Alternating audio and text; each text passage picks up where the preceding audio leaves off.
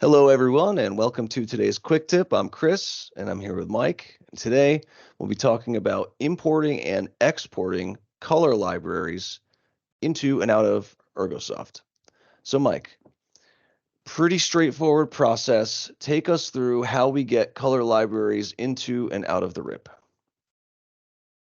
Sure. Let's jump into swatchbooks.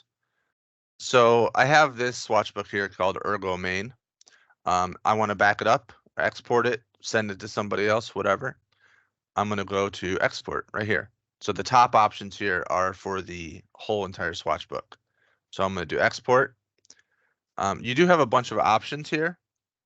I like to use just basic swatchbook because it's pretty compatible with most programs. So I'm going to call this Ergo Main. Just like that. And that's it for exporting. So now all of these lab colors with the values are exported into that file that I just saved. So I could take that and email it. I could take that and import it into my named colors, which I will do here in a moment. You can do whatever you want with your swatch book. But if you needed to import one, it's just the opposite. So you hit import. You don't really need to select the format because by default it's set to all formats. It'll find it. And as you can see, that swatch book I just exported is here to import. So if I import this one here, Mike Gray, right? You have all these colors that are in that library, and it added Mike Gray to my list here. So that's importing, exporting for swatch books. Now, if I go to named colors, which as we all know is lab colors that are converted to CMYK with your ICC profile.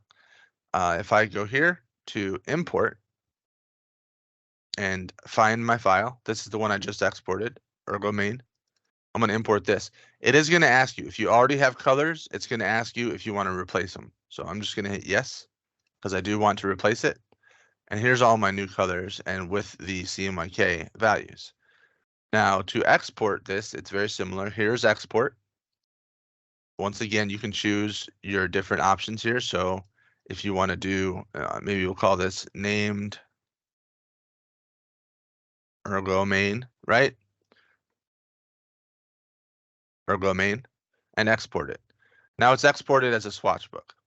The thing with named colors is that it is converted to CMYK, right? So if you have made any adjustments to the CMYK values and you're trying to back up your work and you want to save those CMYK values, if you save it as a swatch book, if you export your library as a swatch book, it's only going to be lab.